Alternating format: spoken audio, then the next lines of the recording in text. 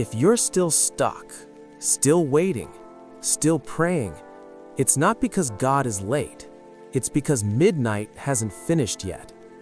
Take a deep breath for a moment, right now, because this message is not random.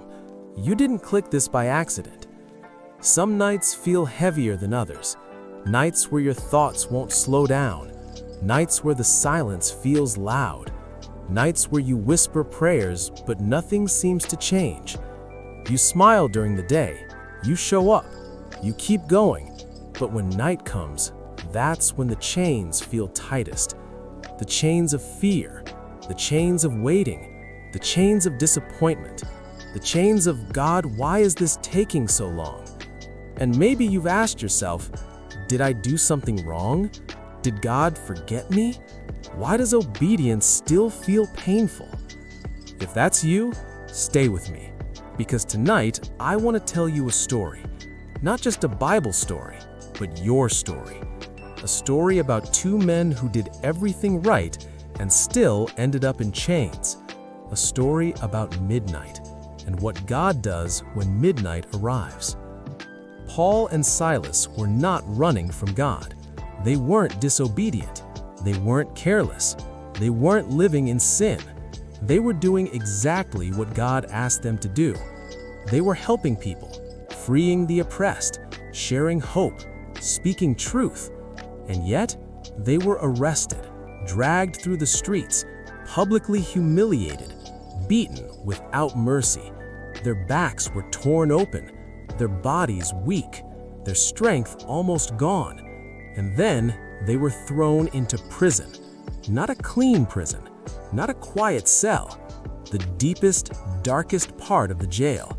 Their feet locked in stocks, their hands chained, their wounds still bleeding. No doctor, no explanation, no timeline, just pain, just darkness, just silence.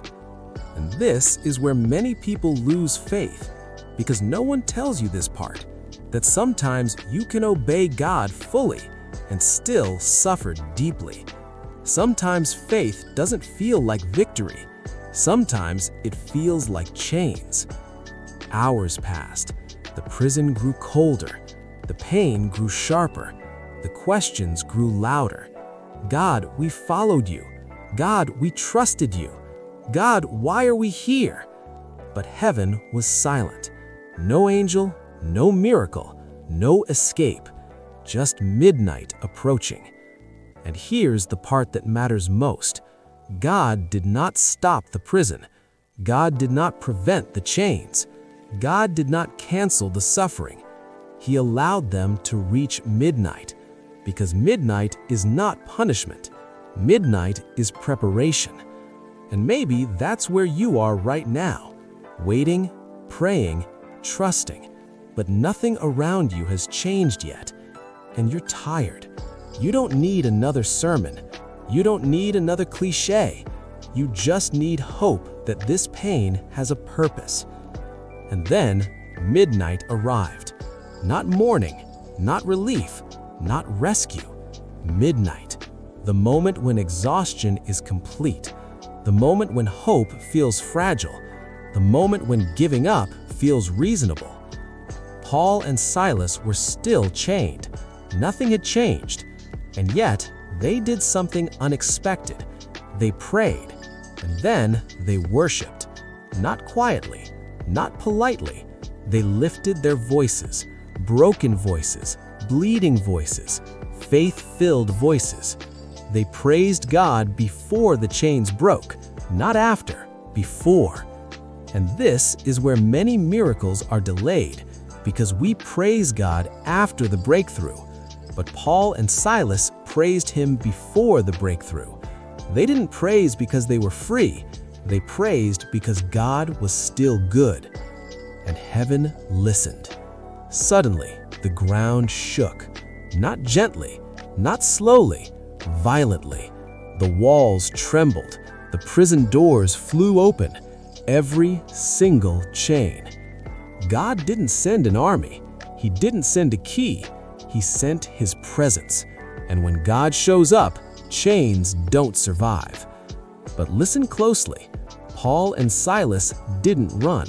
They stayed, because the miracle wasn't just about freedom, it was about salvation.